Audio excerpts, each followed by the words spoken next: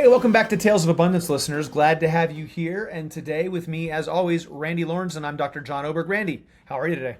Hi. I thought we were gonna have our third one, the Italian Anthony, but he's too busy touring Sicily, which everybody will hear about soon. So I thought he'd be back for this one. But I'm it's actually me. excited about that. Yeah, he's still traveling. He just told me Sicily is the most beautiful place he's ever been, so can't wait to get into that. Today, our guest is Johnny Sutton, former U.S. attorney, now working as a partner with John Ashcroft at Sutton Ashcroft and Reyes, or Ashcroft Sutton and Reyes, and we're going to get into some cool stories, not just about the law, but actually some things about how you form opinions and investigate, and then some super cool stories about UT baseball with names you might know like Roger Clemens. But before we do that, we've got this thing we're trying out, me and Randy. We're talking about some current events.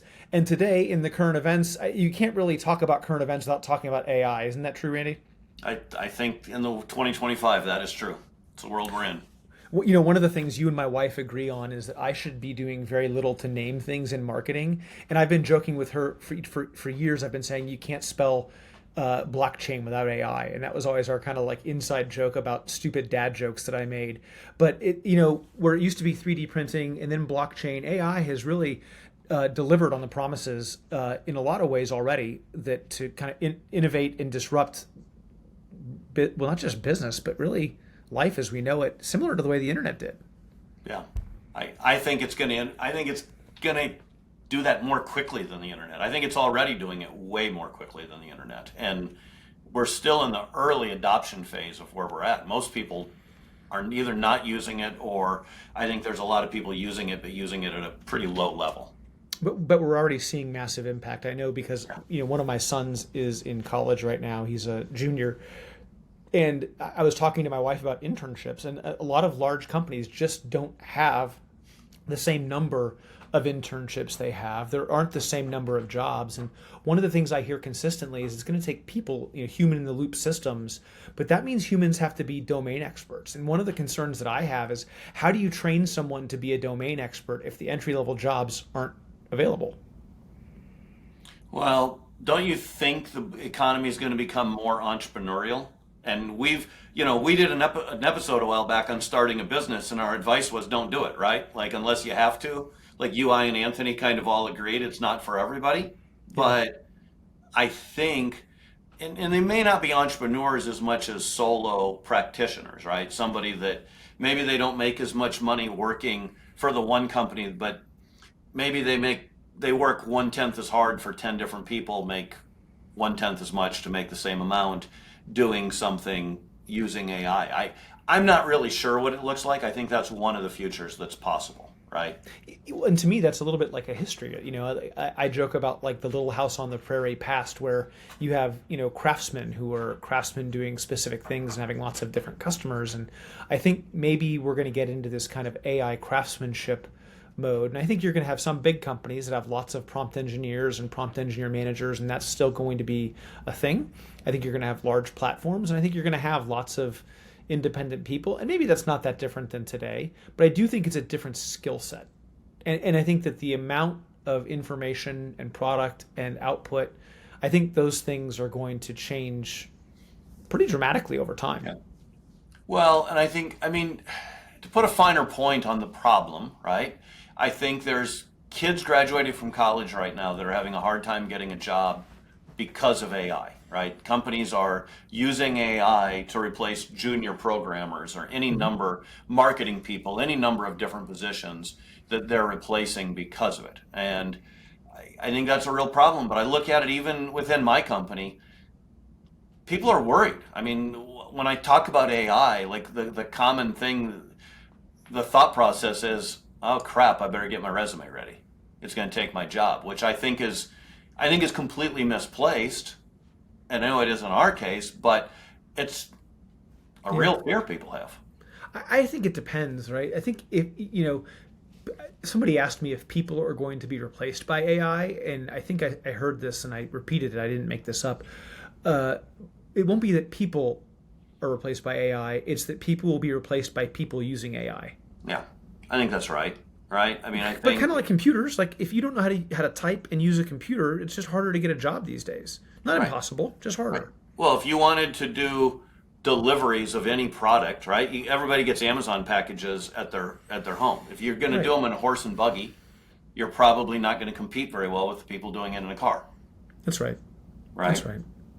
So same thing. I mean, it's just there'll be new opportunities Yeah. and new things that'll come around. But so, how does somebody make themselves indispensable? Or you had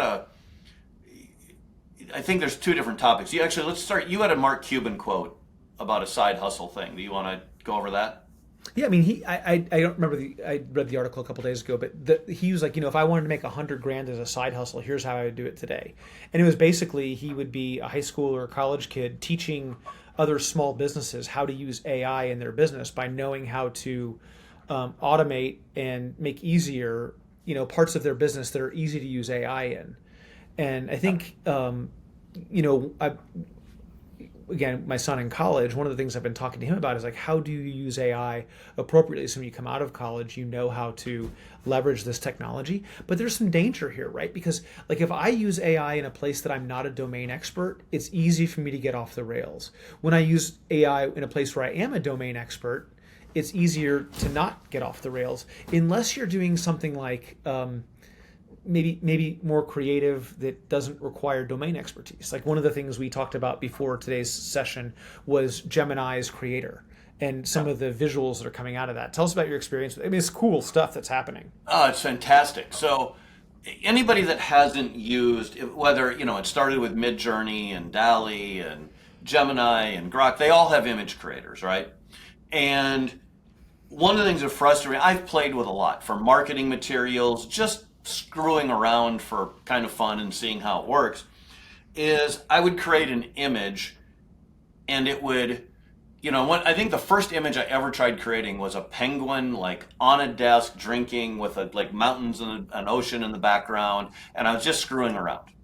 And it created something and I was like, okay, no, change this, right? Or put the mountains in the background. Well, it then changed the front. It changed everything, right? And it would start over each time. Well, now, if you want to do something, if I do that, I say, okay, keep it the way it is, but this table, take it out, or make it oval instead of round, or any change, you can now direct it to keep the basic picture, and here's specifically what I want to change, which for people that haven't used it, it was fantastic before, but this is a big, big upgrade because it's very seldom perfect the first time, right? And it takes a couple iterations.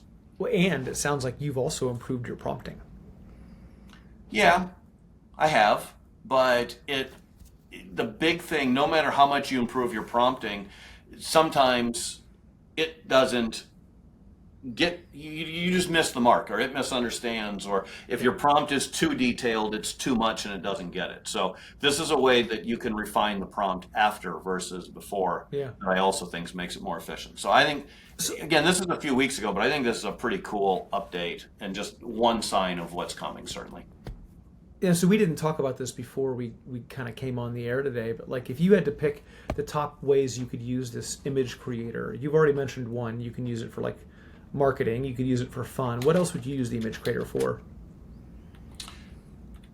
Well, I've used it to create memes, just screwing around. Like I've been on Twitter and I've posted things and I've wanted a certain meme and I've just created the meme, right? Like I didn't know how to create a meme before, but I've done that. I've done it for, marketing is the big thing I use it for, right? Like a lot of social media ads and, things like that. If people watch this podcast on YouTube, the shorts, I have AI that creates, the B-roll behind it. That's not a very sophisticated AI we're using there, but it still creates that B-roll automatically. I'm not really picking it. I just kind of hit a couple buttons and it happens. So, I don't know, what do you use it for? Do you use the image creator? I want to be able to use it to do like 30-second videos, and I think the limit right now is about 8 seconds. So it's not quite to a place where I can use it regularly for things that I want to do for like training people, training Yeah. people internally or giving information to customers, whatever the case may be. What's cool though is I just asked the same question of Gemini that I asked you, like, what could it be used for? And it's like, oh, well, you can create animations on still images. You can experiment with creative concepts. You can do professional, like it gave me like 25 things you could use it for. Like, I love that you can kind of take an AI and just learn from it. And, it hit me like younger generations, and I even do this too. Like if I need to figure out how to fix something, I go to like YouTube and try to find out like what's the video. Now you can just go straight into Gemini or AI and say, hey, like how do I figure out how to do this thing? And if you don't get a good enough answer using the search bar, you can just go to Gemini or GPT, whatever the case may be, and just go straight into search. I think absolutely, right? I mean, I think that is one of the great things is if you don't know what to do, like if somebody wants to learn a skill to become indispensable, right? If let's say there's a kid getting out of school, or maybe it's somebody in a company that feels like they're going to lose their job, you could go to whichever AI you're using and say, here's who I am. I'm a 45-year-old male that lives in Lansing, Michigan, and I am afraid I'm going to lose my job doing so and so. I want to create skills in AI so that I can get the next job and grow from here and make myself indispensable. Create a lesson plan to teach me this over the next 30 days or 60 days, and it will create a pretty darn good lesson plan, right? And then you can just go, then you can say, okay, let's execute. Teach me the first lesson. Yeah. Right. And I think it's good to have like and start talking to other people along the path, right, and see what they're learning, because just like you and I do this all the time. Like we talk about AI, and you'll teach me something, then I'll go use what you've taught me, and it's like, hey, that's awesome. And then I'll come back to you and say, hey, when I did that, did you know X, Y, and Z? And usually they're like, yeah, I already knew that. But sometimes you're like, yeah, that's great, didn't know that. And so I think finding other people who are on the journey with you that you can kind of learn from each other is super helpful. And then I play with it sometimes. I just go in and I try to prompt on certain things to see where I can learn where it's going to be strong and where it's not going to be strong. And I try to do it in areas where I know something, right? So, which is pretty cool. And then, if you want to actually go, I loved how Cubans like just turn it into a side hustle. Like he assumes everyone knows how to go, create like a lawn mowing business. But like, if you don't understand the lawn mowing business, like you have to know how to price it, how to collect the money. And if you don't know how to do all those things, guess what you can do right now? You can ask AI. Would that be the answer? Yeah, crazy, huh? So I guess maybe that entrepreneurship thing, if you are still wondering like how to find a job, I think learning how a business works by having a side hustle, or at least knowing those things, will make you a better employee. Even if you decide you don't want to be an entrepreneur, understanding how a business makes money top to bottom and how to think about the business more proactively and what it means to be, whether it's an investor, an owner, a manager, or what, I think that's helpful for everybody. So that side hustle idea, not a horrible idea. So yeah, and I think this is a big problem in society, right? Whether it's kids, whether it's middle managers or whatever it is, right, that could lose their job to AI. Like it's scary, and especially if somebody has a mortgage and kids to feed or whatever else. But it's also scary if you've been going to school for the last, from 5 years old to 22 and all, supposedly to have a job, and all of a sudden it's not there. But the good news is I don't think it's that hard to learn. If somebody just spends the time, you can learn skills that make you really indispensable within companies and give you a lot of options moving forward. So I would embrace the thing that you're scared of, really. I think that's true. And I think, one of the things that gets talked about often is like 10,000 hours to mastery, right? Like we've heard, famous authors talk about this. And, the thing on the flip side of that coin that doesn't get talked about is like 20 hours to competence. Right. So I agree that if you want to be world class at something, it takes 10,000 hours. Like I am totally like that's like I have definitely drunk that Kool-Aid. I agree with that. But they're talking about like how to become a gold medalist athlete, right? Like how to become an NHL, superstar. Right. To be great with AI, it may take you more than 20 hours, but like 20 hours of focused effort, and you can be at least minimally competent to start making your skill set appropriate, usable, and frankly probably make your job easier. Yeah, I think that's right. I mean, 20 hours, you can do a lot in AI in 20 hours. Yeah. And And when you you can can learn what it does. And by the way, learn what it doesn't do. I mean, when I first started using it, um, it was writing my book was really where I did a lot of it. And I had these prompts and I would just change them and break it. I wasn't really actually interested in writing the book at the time. I was trying to learn AI and figure out what happened. So part yeah. of it was just seeing what happens when I change these words or I change this prompt. And so I would just encourage people dive in and Yeah. start. You can start with the free version, by the way. People also go, I don't know which one to do and which plan. Just pick ChatGPT, Grok, Gemini, whatever. Start with the free Llama, yeah. version and just go. Yeah, and I think the other thing just to give people a caution about is when the models change, like when there's a new update, you should just expect that you're going to have to learn how to prompt a little better because when a new model comes out, it's going to interact differently with the way the questions you ask. So a lot of people I've talked to who are pretty good prompt engineers have been frustrated when they had an early model change until they recognize, oh, I just need to kind of change the way that I interact with this new model and it can be more powerful, but I have to actually up my skills when a new model comes out. Or if I change from one company to the next, it's going to interact differently. Like you can't take things that work really well with ChatGPT, go to Gemini or Grok or Llama. Like it takes a little bit of figuring out which ones you're going to interact with. And so just stick with it. Like it's a great business skill. By the way, I think it's going to help automate things at home too. Like I think it's going to be helpful in lots of different places. So if you haven't started, with prompting, give it a start. Like just give it a shot and go after it. So anyway, anything else on this topic? I think that's it. Let's get to Johnny. All right, man. Well, after that, we're gonna take a little break here. We're gonna come back. We're gonna have former U.S. Attorney Johnny Sutton talking about a lot of different things in life we've experienced, and I think it'll be fun to get to know his journey as we talk to Johnny. Hopefully, more than just this one session. See you back after the break. Hey, it's Randy from Tales of Abundance. Is starting a business part of your journey? Do you have ambition but no clear path? Maybe you feel trapped in your current career. Do you want a real business that can produce $250,000 or more income for you and your family? We have an opportunity for a profitable business that can be part of your path to abundance. I want to personally invite you to see the proven system we've built. It's designed to give you that freedom and control you've been searching for. Visit premiumcabinets.com/abundance to learn more. That's premiumcabinets.com/abundance. Hey everyone, welcome back to Tales of Abundance. I'm Dr. John Oberg. With me as always, Randy Lorenz. Randy, good day to you. Good day to you. So I'm excited today. Johnny Sutton's with us, and boy, this conversation could go about 100 or more directions. yeah, I mean, let's dive in.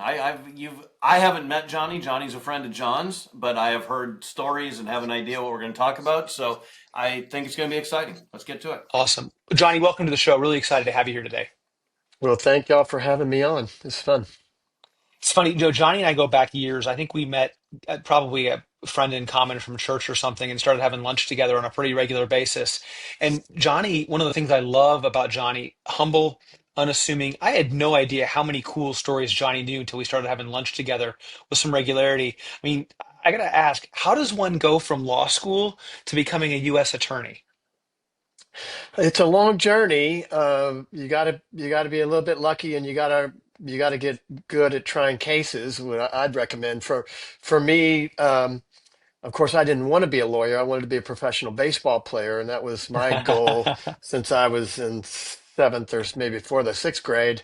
And I went to a school in eighth grade where the principal of the school would say, we'd have a yearly meeting, and they'd say, well, what do you want to be when you grow up? You don't really need to know because you're only in eighth grade. But if you have an idea, if you want to be a doctor or a lawyer, engineer, just let me know. And I'd always say, well, I'm going to be a professional baseball player. And they said, well, no, I'd like a real job. What do you want to be as a career? And I'd say, I'm not kidding. So that was my focus was on baseball. And other sports through high school. And I went to a good high school that was very challenging academically. So I was pushed hard in that high school. But Yep. the bottom line is played baseball for the University of Texas. And we were good in those years. But as I was a senior, the pro scouts were handing me law school applications, which is a very bad sign when you want to be a Yeah. professional baseball player. You So played with a couple guys too, Johnny. Who's on your team that year? Roger Clemens and Calvin Schiraldi were our two main pitchers, and I think we had six big leaguers on our team. That eventually went to the big leagues. Yeah. But Schiraldi and Clemens were the two big pitchers, and you know, Mike Brumley was our shortstop. Uh, you know, just some really, really good players on that team. Although we won the national championship that my senior year, and Coach Gustafson was our coach, kind of a legendary coach. And this is the way I remember it. He said, I'm so proud of this team because this is winning this national championship because this is really one of my least talented teams, and to come this far and win the national championship, I'm really this. I made to be the most proud of these guys, and we weren't quite sure how to take that, but I think he meant it in a positive way. That's funny. That's and from there it was apply to law school. Yeah, apply to law school, and my mom kept bringing me back to law school, and then of course when I uh, when I do some internships in the summer, I would, I spoke fluent Spanish. So I said, well, I like international. I'll do something international. I worked for an international law firm for a few weeks, and it was fine, but it was, just we were talking about boring, you know, dealing with rusty oil rigs, who should be paying, or a boat with a tanker had been held out from the Galveston for 3 days, who pays, and it just wasn't that interesting to me. And then I worked for the Hendricks brothers for the second part of the summer, who were the top baseball agents in the country at that time. And that was interesting because I spoke Spanish, I got a lot of opportunities to negotiate contracts and to work with our players who didn't speak English. But it was just basically hardball contract negotiation. And of course, I was thinking, shoot, I'd signed for shoelaces, and we're holding this guy out for $1 million, which nowadays is nothing, but in those days that was big money. And and then at the end of the summer, I worked for 2 weeks for free as an intern for the Harris County DA's office in Houston, and I had the most fun I'd ever had in my life. It was amazing. We could talk about that for a long time, but from there, I decided I wanted to be a prosecutor and a trial lawyer, and that sort of started my journey that ultimately ended in being a U.S. attorney. Can So, we hold on? yeah, go ahead. Can we go back to the national championship? I'm curious. Like the coach saying this wasn't our most talented team, but there's obviously something very special there. Do you have a recollection or a idea what it was about that team that made them so great? Well, it was I mean, like a lot of Texas teams, you just find a way to win when you get to Texas, as in the baseball, especially in those days. Um, we were very confident. We practiced 6 hours a day, usually 7 days a week. They didn't have the limitations on practice. And we played, at least 3 days a week. We played 14 innings of inter squad game with full umpires. So Wow. we played against each other very competitively. So, we were number one in the nation most of those years. And our scrub, what we called the scrub team, the second stringers that were playing against the first stringers, was probably a top 10 team as well. So we had really good players. I think what he meant by that is he had people like me that were not big, but we were very fast, and we got on base. So we stole a base. We would find a way to get to third on a bunt, and then a sacrifice fly would get us in, and we'd get one or two, three runs, and then Clemens and Schiraldi and some other really good pitchers, Killingsworth and Capel and many others, would then shut them down. So I think what he meant is we had good pitching and a bunch of rabbits that could score runs. Do you think there was more camaraderie, tighter team than there were those other teams, or just timing?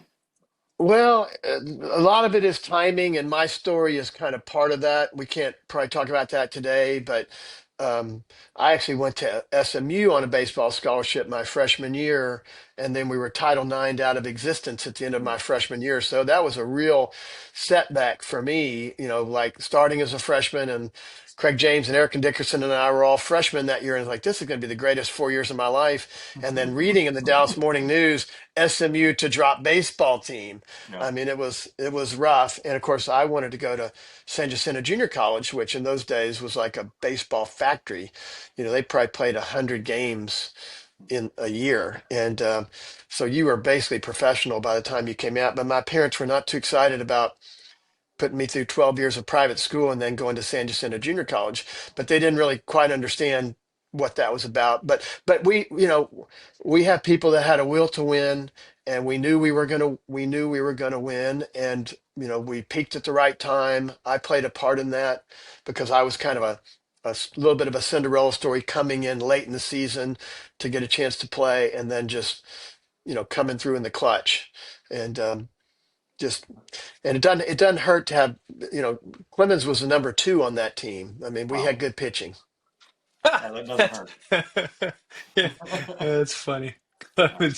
Yeah, that's John, I awesome. think you were asking a different question. I just wanted to circle back to that. Didn't Oh, want that to was cut you super off. interesting, though. I love that. I was really curious. Like you've got that summer of internships where you go through international law, and then you go through like I would have surely guessed, entertainment and sports law would have been a passion, but to have it end up in litigation, particularly on the DA side, which is certainly great public service, but not the place when you're coming out of an expensive law school that most lawyers hope to land.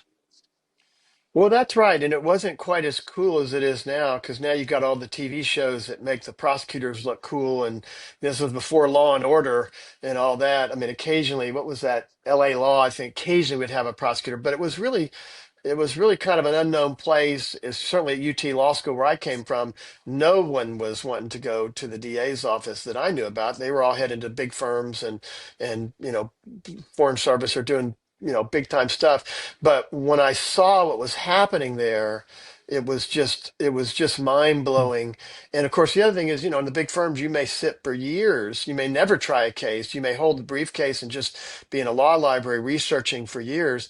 Whereas literally as an intern, and again, because I spoke Spanish, that immediately vaulted me into the action because many of the witnesses and defendants did not speak English. So it gave me opportunities to do things. And I was literally negotiating cases as a second year law student. And I remember my chief at the time, who turned out to be a Court of Criminal Appeal Justice. She's probably one of the greatest appellate lawyers ever to come through Texas. Was asking my opinion about what should happen in a case because I'd interviewed the victim and the defendant who was in jail, and along with his attorney. And I knew what they were saying, and she said, "Well, tell me what they said," and I did. And she said, "Well, what do you think should happen?" I was like, "Well, what do you mean? I'm a law student. I have no idea what should happen. What are you talking about?" And she said, "Well, you've interviewed him. Just tell me what you think." And I said, "Well, he was in for assaulting his wife, and she wants the case dismissed. And she's saying that if he doesn't get out of jail pretty soon, he's going to lose his job, and he's got a bad drinking problem. And he says he's really sorry, and he's going to stop drinking, and he'll, never do anything bad again. Maybe we could get him some kind of alcohol treatment and get him on probation where that's ensured that happens." And she says, "That's a great idea. Let's do that." And of course, she was a great teacher who was that's what they were going to do anyway. But it made me feel like, oh my goodness, this is my first day even to be in a courtroom, and I've already worked out my first plea, and I had a power that released this guy from jail that day. And so it was just, most lawyers go for years before they have an event like that. And I had an event like that literally, my first or second day as an intern while I was in law school. So it just really put the hook in me and was very meaningful, very exciting. And I think it became cool. Now it's cool. A lot of people go to the DA's office. It's really the only place in the world now where you can get trials. Maybe the military, you can get some trials, but not too many places you can get trials. So did you, when you were, your first job was the DA's office then? When you Yep. got a, and then how long until you tried your first case, first chair, like you were the guy in Yeah, charge? that's another great tradition of DA's office. I got hired, and they said, "Oh, you're going to be assigned to whatever it was, County Court 10." And they handed me a big stack of files. They said, "Here are your trials that are coming up." Oh, and by the way, your first trial starts at 1:30 today. You're picking jury at 1:30. And it was like 11 a.m. at that time. I said, what are you talking about? I have no idea how to try a case. I can't try a case." They said, "Well, you're going to try one at 1:30, so you better learn in the next, whatever it is, 2.5 hours." Um, So I literally tried my first case, my first day in court, which is, they just throw you in the deep end. Now again, Rusty Harden never lost a case. I lost my first case because, and of course they weren't giving me a beautiful case. It was two very muscle bound, large police officers that were, searching like this little 5'6" guy, and they had him bent over the car, and they were searching him, and he tries to escape, so he elbows one of the officers in the chest, and of course he had a bulletproof vest on, so he wasn't really harmed much. And then the guy tries to run, he makes it about 10 feet before they tackle him, and he was charged with resisting arrest. So, you know, no one was hurt, but the officers were not, they weren't happy that he hit them and tried to run. But Yeah. the citizens decided that guy was going had suffered enough, and found him not guilty. Huh. Interesting stuff. I love it. So, okay, I know we want to get through. There's a whole lot of stories with the U.S. Attorney's Office, and one of the things you've got to learn in a career to do that is how to investigate things. And Randy and I were talking about this episode today about, how people form opinions and how all of the information in today's information age, it comes at you from every direction. We've got, there's obviously all of the news and online. Google's done a really great job of democratizing information in the sense that they, helped the internet make knowledge more available, but that's meant that it's, we're susceptible to what's coming at us. You've done a great job in your career of learning how to investigate people, organizations, groups. Talk to us about how you became, a really great investigator from a DA's office through the U.S. Attorney's Office. What does it mean to be a great investigator? Well, I think the key is to be able to track down facts and track down evidence, and be able to, flip every rock to see what the facts are. And of course, people say, well, there is no truth. There's just, my truth or your truth. And I was like, well, that better be wrong, because I put three guys on death row. There better be some truth, because the last thing we want is somebody on death row that we're not sure did the crime. And I guess what I'd say to you is, a big part of it is being open-minded. I work with some amazing detectives at the Houston Police Department, especially homicide. Those are your very best detectives. And back in those days, the murder rate was extremely high, and lots of murders in Houston. It's much, much reduced now. But those guys were really good at, like, noticing things and marking it down and taking pictures and having good chain of evidence. But they were also great at talking to people, and they would keep open minds about, let's just see. Just because they walk in and they see a dead body and there's a woman covered in blood and she's holding the knife, okay, yeah, she's a suspect, but she may be the one that found him, is hugging him and crying and trying to save him. So you just have to you have to follow evidence where it leads. And that also means you got to be willing to change your mind when you find something that, you know, redirects what you thought was happening. And that's really important to do. And of course, prosecutors are duty bound to do justice, which means, doing justice may be convicting somebody, doing justice may be saying, hey, letting him free. Hey, he didn't do it, or we're not sure. Whereas, if you're a criminal defense attorney and you're representing a defendant, and in the middle of the trial he says, yeah, I did kill that guy, you don't say, time out, my client just admitted that he killed the guy. You keep going, you defend your client. Now, you might not put him on the stand, because now it's going to be hard for him to, you can't sponsor evidence that's false. But it's really just looking and listening and tracking down evidence and being organized. A thing I would do a lot when I was a prosecutor is I would always carefully listen, especially in the very beginning, to what defense attorneys were saying. We had these reset forms. Back in those days, everything was paper, and they'd bring this reset form and you'd have to sign it, or they couldn't get their reset. And I'd say, okay, I'll sign it, but tell me what your guy says happened. And they said, well, my guy says he was at a pool tournament in Louisiana when all this went down. So I would write on my copy, says he's in a pool tournament in Louisiana. So that's something we would have to check out. And I'm not sure everybody would check out those stories, because sometimes they'd be true and sometimes they wouldn't. But it would Hmm. help you to figure out what is the truth, because I would listen to the other side, because they're not some people say, oh, you can't trust what they're saying. Well, I mean, to trust and verify. Is there one case early in your career like that really stood out to you that kind of gave you some big professional lessons about investigation, changing your mind, see like new things that really had you take a different position where you were really committed to going one way, but oh my gosh, holy cow, I ended up going the other way entirely. Um, yeah, I mean, there's been cases. I mean, I'm trying to think that we dismissed down the road that we thought were wrong. I mean, for some reason, a misdemeanor case popped in my head. It was a crack pipe case where the guy had like a bong crack pipe that he was literally, smoking with he had his flame to the pipe when a police car literally pulled up behind him, and he looked over and was startled and took off running, and the cops chased him. And they jumped over through several yards, and basically he ran under a house, and they found him under the house, and they they kept looking for the bong, and they couldn't find it. And so they were searching everywhere for the bong because that had the cocaine in it, which was the crime. And we had to find that cocaine or we didn't have a case.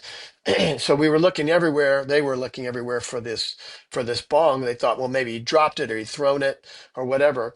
And they patted him down for weapons, but then they handcuffed him and put him in the patrol car, but they handcuffed him in front and not behind his back, which sometimes if the guy wasn't fighting, they'd let him do that.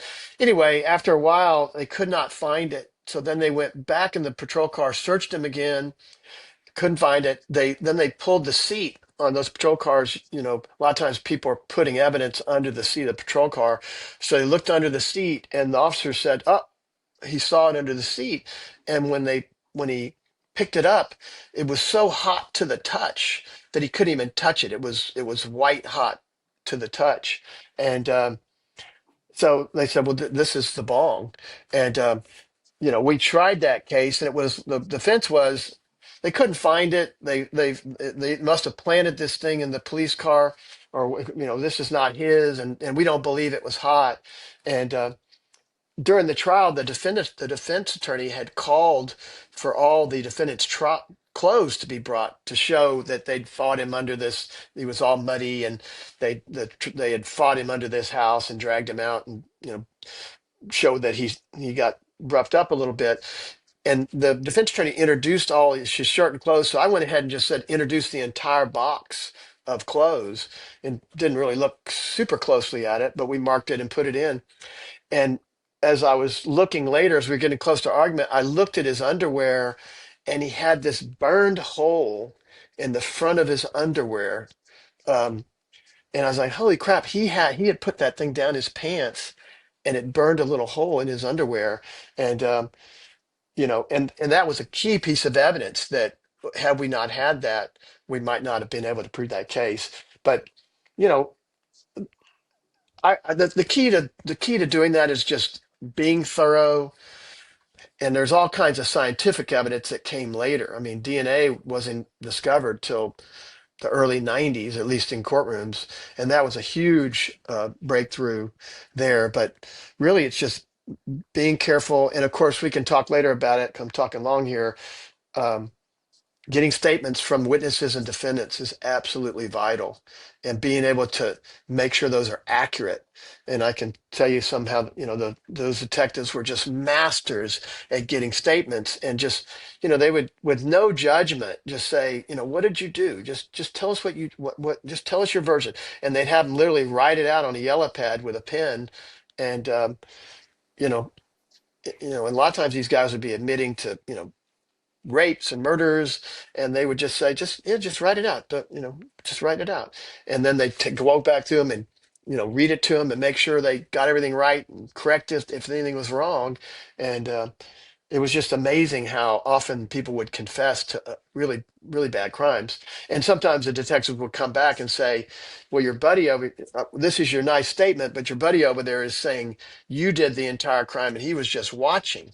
And then a lot of times they say, well, that's not true. He's the one that actually did it. I just held her down. Why he did the bad thing. And I said, well, let's okay. you just need to give us the accurate statement. So they'd write a second, sometimes a third statement. And it was just amazing how calm and cool they were because, Yeah. here this guy is confessing to murder, and the detectives are no judgment. Just tell us what happened. Johnny, can we circle back to you? You made it sound so easy when you were saying when you were talking about just you got to be open to changing your mind, and that probably is easy for you. But I also look around in the world in 2025, and I don't. That's not what I see a lot of in 2025. And it doesn't matter if it's red team versus blue team, or it's something about science, or the saying comes to mind something like science changes one funeral at a time, right? As Hmm. new ideas don't get on until the old ones move. Right, So right, right. what and I got to believe there's prosecutors the same way. I mean, they're human beings just like everybody else. But what do you think are those keys? Like, can you talk more about that? Because what would you tell those people that won't listen to the other side, whether it is science or red versus blue or whatever the topic is? Yeah. Well, no, that's definitely right. And, prosecutors are people just like everybody else. And there's some real true believers that are super aggressive and they've made up their mind and they don't care. Um, and sometimes, there is a lot of, fibbing going on the other side sometimes. So you can't be always just like, oh, he said he didn't do it. And, oh, okay, well, that's good enough. That doesn't work. Um, I mean, I think what I'd say is it's just, this is how you get better, because one, you got to know the other side of the case very well, and you need to know where your weaknesses are, and you got to be able to address those things. I think a lot of things that we're seeing today in the world is, there you're dealing with sort of facts, is like, was this person able to see what they said they saw? If it was 10 o'clock at night, what was the lighting like out there? Did they have glasses? Did they wear glasses? Were their glasses on? So these are questions of fact. So much of what we hear now are just sort of questions of opinion. Have their opinions, and of course, it's now a lot of people are having a hard time agreeing on facts. The internet has not exactly made us always more. Oh well, we get the facts because conspiracy theories sell, and people love clicks, and I see it all the time where it's there'll be some crime happens, and I'll get called, and they'll ask me, well, what can you say? I was like, very little. I mean, the investigation hadn't even happened yet. We need to know what the investigation shows and what the ballistics are on the bullets, and what's the cause of death. We need the medical examiner to even tell us how the person died, and a lot of times you don't know that, and I think it just comes with experience, and it comes with education maybe a little bit, and just doing it over and over. And of course, getting burned. I mean, that's the last thing you want to do is convict somebody who didn't do it. If all of a sudden later you find out you got the wrong guy in prison, that's every prosecutor's worst nightmare. I mean, there's so many questions that come up. The first one I've got to ask for the listeners who care about stuff like this, which is, okay, you mentioned LA Law, mentioned Law and Order. Are those procedural shows just a bunch of crap, or do they show it how it is? I mean, Law you and can't get Order it done is in an pretty good. hour. Well, you can't get it done in an hour, and sometimes the evidence is a little bit off. But Law and Order is actually very good. You can tell that they had some prosecutors that were working on that show.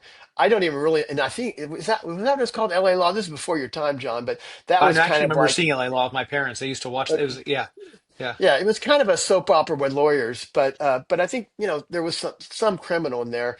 But some of these shows are actually pretty good, um, and I think Law and Order is very good, especially the discussions between the prosecutors and the cops, and that's another thing Law and Order does a great job is the interaction between detectives and the police officers, because the detectives are out there interviewing, and they're reporting back, hey, this is what this guy says, this is what we see, we found this bloody shirt in the alley, let's get it tested. And the prosecutors are wargaming, and they're writing warrants, and they're just helping along. But and of course the police officers sometimes are like, yeah, we got the right guy, we're here. But the prosecutor, you got to step in front of a jury and prove it. And many Yeah. times the officer said, "This is good, we're done." I was like, "We are not done. This is not. This is we need more evidence than this." And there was always a little bit of friction. The cops would say, "Quit being a wussy, just arrest him and let's go." And I was like, "No, we're gonna have the right amount of information." Um, and it was also, I think, just we had 24-hour intake in Harris County, which meant you had two prosecutors that were working 24/7 on, taking charges and talking to the police when they would come in and need a warrant or they wanted to file charges. They would have to clear it with a prosecutor. Some DA's offices don't do that. They'll just let the cop file the charges. We would never do that. We would, and a lot of times we were, having some shouting matches saying, get back out there and find me this. I need X, this, and this before you go forward. And that, I think, again, that's why that office was so strong back in those days. Um, there was just a uh, a workhorse attitude, and we're going to do the right thing. And plus, the senior leadership would hold up a pen and say, this ballpoint pen, you see this pen? This belongs to the county. This is not your pen. Don't take this pen home and think you can write on your personal stuff with this pen. That's a potential crime.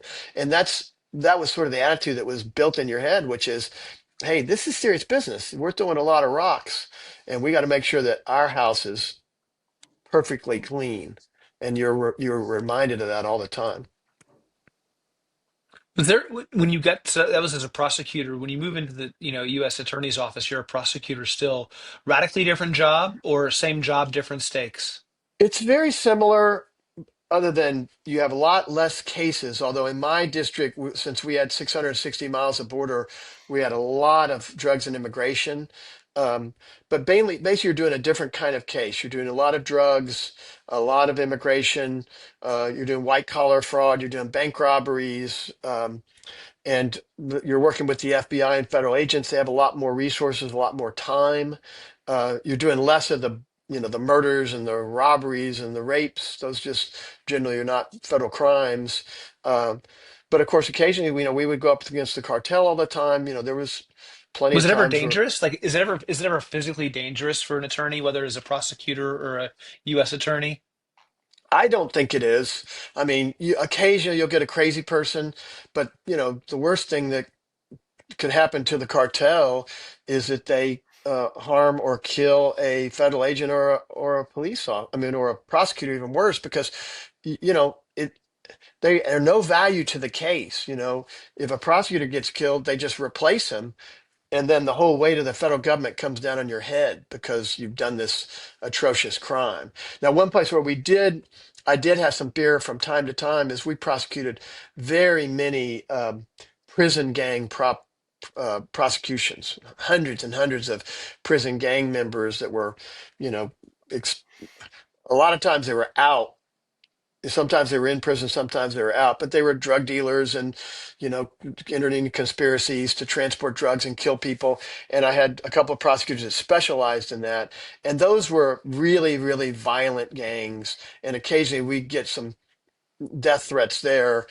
And I would always be very upset and want to, what I call, drop a piano on someone's head. It's like, if you threaten to kill a prosecutor, we're going to come and do everything we can to prove that up and make your life miserable. But most of those prosecutors were very cool. They's like, don't worry about it, everything's fine. And the same problem applies to those guys. There's just no advantage to killing a prosecutor. Killing a witness, okay, maybe that might hurt your case, but killing a prosecutor just brings more prosecutors onto the case. Well, you mentioned the cartel. I think after the break, let's bring you back, and I want to hear more about what it's like to prosecute a drug cartel or whatever else you did that was made it interesting. So let's take a quick break, and we'll come right back, and we'll hear about some how you took prosecution back into the international law you started with in your internship. Sure. Okay, we're back from the break. I've got Johnny Sutton, Randy Lorenz back here. Johnny, we left the break talking about the cartel and your work as a U.S. attorney with the cartel. Like that sounds the stuff like movies are made out of. Yeah, it is a little bit like that, and those are, you know, big, dangerous organizations. Now, most of their activity of the actual cartel itself is on the other side of the border. So, my experience, at least in the days when I was U.S. attorney, they did not want to cross the border because if they got caught over here, they could be arrested and spend, the next 40 years in prison. And and if they were going to do a killing, they always wanted to do that on the Mexican side of the border. Um, Yeah. and there was a real strange dynamic, especially in El Paso in those days, in like 2006, 7. There was a pretty big war going on in Juarez, and I think there was maybe 3 to 4 thousand murders happening just in Juarez Wow. in those years. I mean, And a, just so people get an idea, Juarez is roughly how big? it's about 3 million people, maybe 2.5 million people, and So El about half the Paso's. size of Houston-ish, right? Yep, yep, And and so it's and right on so the. how many murders in Houston in a year? Well, when I was in high school, there were 740 murders. So that's the thing that people don't understand. Back in the safe 70s, Houston was like the murder capital of the United States. And, we were just out riding our bikes and throwing water balloons and not even, it didn't even affect us, because we didn't have news stations. I mean, actually, they would report the first three uh, items were always a murder, but it didn't really affect you. Okay, Today, so it's those are probably, oh, today it's much okay. less, half that today. So 350 to 750 if you're really bad. And in a city half that size had five times as many murders.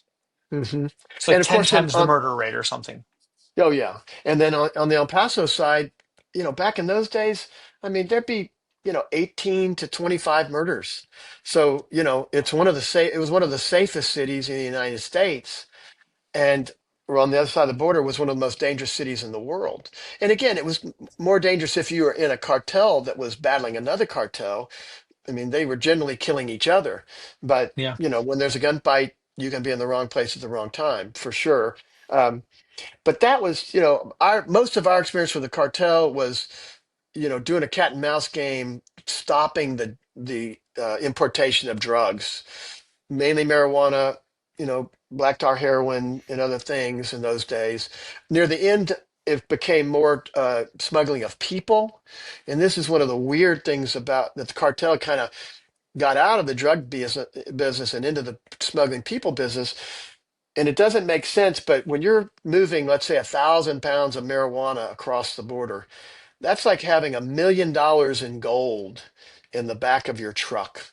So if another cartel decides they want to, rob you of that truck and take your truck and take I mean, you just lost $1 million. Hmm. And when that happens, somebody's going to pay. They're going to try to get that marijuana back. But when you have, let's say, 30 uh, illegal immigrants in your car, in your truck, they have paid their money up front. They don't have any value to anybody, and they may pay a little more on the other side, just extortion, just to get when you're getting picked up. But they started making huge money in that, and I think that's all shut down now. But that was a interesting part of the business. Um, but it's What was the biggest and we. shocker for you when you got into it with the cartel? What was the thing when you got into it that just like slapped your forehead like I never saw this coming? Was there anything like that that really? Well, I think one time I became very close to the Mexican attorney generals. We worked very closely with them to try to, battle these things and be in communication. And I remember one time talking to the Mexican attorney general. I said, and he was a general. He was an army general before he became the attorney general. And I said, General, what is y'all's budget at the PGR, which is the name of the DA's or the U.S. attorneys? I mean, the Department of Justice in Mexico.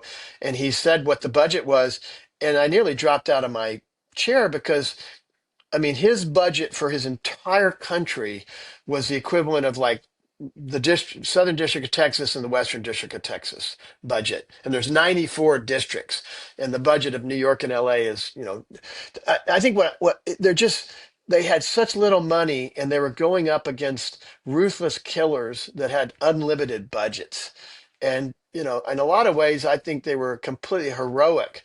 And of course, there's a lot of corruption in Mexico, and a lot of state police are in on the deal, but it's just they fight against very difficult circumstances. We have such a better situation here, and we don't have. I mean, there's plenty of corruption in the United States, and I prosecuted many police officers and public officials, but it's still just a fraction of the rest of the world where corruption is just a way of life. And so how do you investigate the cartel when it's, across our borders? It's extremely difficult and even controversial. And this is, I remember talking to the general counsel of the CIA about this same problem, which is in order for us to get cases on these guys, we have to have confidential informants on the Mexican side that are, deep inside the organization and are willing to, do recordings and do evidence and things like that. And of course, they're unbelievably high risk. And a lot of times cartels will test people's loyalty to make sure there's not a cop or somebody that's, they're like, okay, well, you got to kill this guy today. And all of a sudden, they put a gun in your hand and say, you got to execute this guy.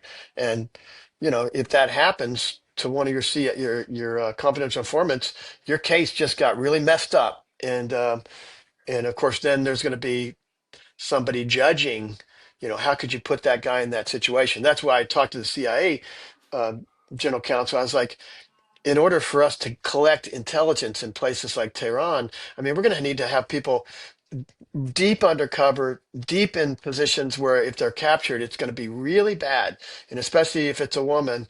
And, do we have the stomach for that? Because when it goes wrong, when it goes right and we prevent a bunch of people from dying, it's fantastic. But when it goes wrong, it's like, what were you thinking putting this 22-year-old woman in this dangerous situation when she got, abused and tortured Hmm. and murdered, Yeah. and the politicians are going to start pointing fingers. So it's a very difficult situation to investigate. And, it's not easy, and a lot of times we're doing it on the American side, where we're basically busting a load of marijuana, flipping the driver, escorting him to the next section where he takes it to a warehouse, arresting everybody in there, taking their phones immediately, and then flipping them, and then driving to the next location. We might try to drive that load all the way across the country, busting everybody along the way until somebody gets clued in to that, we've got them. But those are kind of the techniques you would use to get up the chain, because a lot of times the mule is the lowest person. He's like he's a driver. That's it. Yeah. What Yeah. percentage, like in that scenario, you pull over the driver, is it, I mean, it's not 0% and it's not 100%, I'm guessing. Is it 90? Is it 90? I mean, what percentage flip? I'd say it's less than 50% Hmm. a lot of times, because you're putting yourself at risk. And but a lot of times they will. I'm always surprised that they will cooperate, because it's like, okay, would you rather do 15 years in prison or one or two? And to a 25-year-old, that's like, I'd rather do two. And so but I can't tell you what the percentages are, but you know, there's a lot of cooperation in the federal Yeah, government, because the what happens is the hammer that's over your head is so high right. that if you don't plead guilty and you go to trial, you're going to get hammered. And if you do plead guilty, you're going to get a much better deal, which Do you is, ever worry it's that's such a big hammer? Do you ever worry people admit to things they didn't really do? absolutely. And that's the big challenge, is that, you have to promise a judge that you're pleading guilty because you are guilty and for no other reason. And, I think a lot of times it's a tough situation where people are saying things. That's another reason why the prosecutors have to be so careful, especially in some conspiracy thing where someone's looking at a lot of time. They'll, just tell me what I need to say so I can, bring this down. Well, don't tell me what I need to say. Tell us what happened. And that you got to be very careful, because you can get manipulated by these by these criminals and just saying, "Oh yeah, he confessed that he did it to me in a jail cell." You know, we're very reluctant to use evidence like that because there's a motive to lie. Yeah. Well, I guess one last kind of thread of questions, Randy, before we go today. Today there's so much information coming at us. Political hotbed everywhere, right? Like from the right, from the left, from the center. There's marketing, like with all of the things that are coming out of the media, the marketing, the right, left, and center. Johnny, what do you do to take information in so you can decide what your position on a sensitive topic might be? Yeah. Well, I do a lot of things. One thing I do that I have a huge advantage because I was in government for so long. I know so many prosecutors, and especially being a U.S. attorney, you meet all the U.S. attorneys from all over the country. And a lot of times you'll meet two or three versions because, some only tell you stay 2 or 3 years. I stayed almost all 8 years of the Bush administration. So I probably know, you know, 250, maybe 300 U.S. attorneys all from in several from every state in the union. So I can just one of the things I do is I pick up the phone and call my connected friend in that state and say, "Hey, this just happened. What's the inside scoop?" And a lot of times they'll know because they're so close to the situation. They may be talking directly to the detectives, or they've got information. And several times I've done that and gotten horrifying results where I got details that even the White House did not have. Because I'm calling my friend that knows what's happening on the ground, and the White House is out saying Yeah. something that's this way off base. But a normal person can't do that. I mean, what I would say But is to you the need. uninitiated, Johnny, it's like, how do we let that happen? Like, how is it you can make one call and figure that out, but the White House can't figure that? And you're not talking, I mean, that's not just today's White House. That's just the White House broadly across time. Well, Like, how can we let that happen? I think what happens sometimes, and it's very rare that that happens. I think sometimes it happens when somebody who's really trusted at high levels say, "You got to trust me. This is rock solid. This is the guy, or this is what happened," and they're just wrong, or they think it's rock solid, but in the real world, where where prosecutors are, the real world, this person's not rock solid. In fact, this person has big problems, and they're going to come out soon. And so, but what I do is I look to a lot of different sources. You can't always just make a phone call. I mean, that's rare that you can really do that, but sometimes you can. Um, I go to a lot of different sources. I mean, I look at some of the normal sources that you see, but there's people that are uh, that I really trust that I'll look. I look on Twitter what or on their podcast. What are they saying about something? And then I'll look on both sides. Liberal and conservative. I want to hear, just like when in the courtroom, when you want to hear what that defense attorney's saying, I'm on the conservative side, but I think I'm open-minded. I want to know what is happening, what they're saying on the left. I want to know what somebody is saying, and and unfortunately, you've got to also have an instinct about what's true and what's not. I mean, there'll be many times where I'll hear something and I go, "That's just not true. I don't think that happened," because my It just seems hopeless and impossible. Like for a guy like, it's like there's all this information out there. It's limitless. It's and like you can't possibly get to the end of the internet. And for I think a lot of people, the deeper you get, the more polarizing the information yeah. gets, right? Both ways.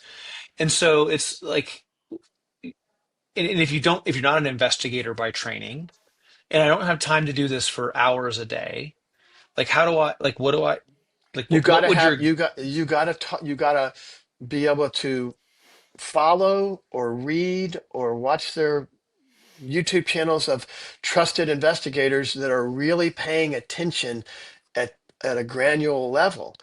on And both of course, sides? on both sides. And there's certain people that have expertise and they have contacts where they can, make a few phone calls and they've got information that you don't have. And there's certain, so you just have to sort of pick who you trust. And I think that's one of the problems we're having right now because mainstream media has is so untrustworthy at the moment and so discredited by their bias and by business models all messed up. So you just can't trust them by and large.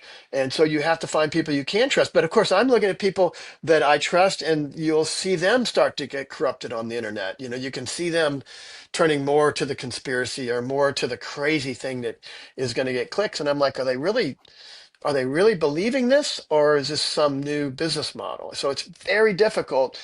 I think the way it's done is just finding those trusted sources, reading on both sides, and you don't have to do all the reading. There's certain people that will do it and say, I'm going to read for 8 hours today and call everybody I know, and then I'm going to be on my podcast, for 30 minutes, and I'm going to catch you up. And like Yeah. I really like Andy McCarthy. I mean, he's a former federal prosecutor, Southern District in New York, and was there for over 20 years and tried a bunch of big cases and understands New York and kind of the good and the bad in that place. And his judgment is good, and he's Yeah, reading. who's someone that you like to listen to that you don't always agree with? Um, Glenn Greenwald's one. I'm trying to think of the guy I was listening. Um, Ezra Klein. Um, you know, But the the New fact that you York have names off Times, the top of your head, ABC, yeah, but I mean MSNBC. the fact that you have names off the top of your head says you're at least paying attention. I think that's, I wish that you know without talking about right, left, or center, I just wish people weren't in an echo chamber. I think that's one of the Yeah, dangers. I wish we were all willing to talk to people and just, it's like have like, I can't remember who said it, but they said something to the effect that, having the ability to hold two opposing arguments in your head at the same time is a sign of right. intelligence, I think is the paraphrase. And I think it's really something we need to, elevate in our, civics courses and in our, yeah, I think civics is the right place to do that. But I think we've really got to be able to hold on to the fact that I may not agree with you, but that doesn't mean that you're not valuable as a person. And Right. so that's, Yeah, Matt anyways, Taibbi is another name that comes to mind. Matt Taibbi. I Nope. don't, He's but yeah, he was a lefty, a Bernie supporter. Wrote for 12 years for the Rolling Stone, but he's an honest reporter. And he was, he when he saw Russian collusion, he spent a lot of time in Russia. He had lived in Russia. He smelled a rat right from the start. I mean, the people that understood it could smell a rat right from the start. And of course, then when Elon Musk bought Twitter, he assigned Taibbi and Schellenberger and some of these lefty journalists to come in and figure out what had been going on with Twitter and all the censoring that had been going on from the government. And that's one of those stories that's like completely unknown. I mean, some people on the right will have some small clue about it. The left won't even know what it is. If you say Twitter files, they won't even know what you're talking about. And that was just an absolute scandal. I mean, just a scandal. But Taibbi, of course, is a lefty, but now he's accused of being a right wing, person and a fake journalist, even though he's won many awards and he wrote a book highly critical of Trump, um, and it just so. But those are yeah, the kind of people I that think, you I think want who are going to be honest about what they see. But you got to understand their bias too. They have a slight bias to the left. yeah, I think that's for me, like strong convictions loosely held is, I want Right. to, I hope that I uh, model for my friends and family that I want to learn, but I then want to, learn again. Like I want to keep learning. And so as new information develops, I think, for me, that's the basis for good science. And so I think that's good civics too. But well, we're at the end of our time, Johnny, thanks for spending so much time. We're definitely going to have you back. There's so many topics I want to delve into, so many more experiences you've had that we want to hear the stories about. So we'll definitely have you back in the near future. Thanks for being here today. That would be great. Thank y'all. All Thank right, you, Johnny. It's listeners, you know been what to great. do. Randy, do you want to tell the listeners what to do? We tell them every time. They know. Download, subscribe, tell your friends, tell your neighbors, tell your enemies. Feedback is a gift. So follow us on talesofabundance.com. Listen to another episode. Now's the time. What's that? I said, listen to another episode. Now is the There time. you go. Click the next one. Thanks, everyone. Listen and subscribe to the podcast wherever you get your podcasts. Click follow for more content like this, or go to talesofabundance.com to join our community and get free tools.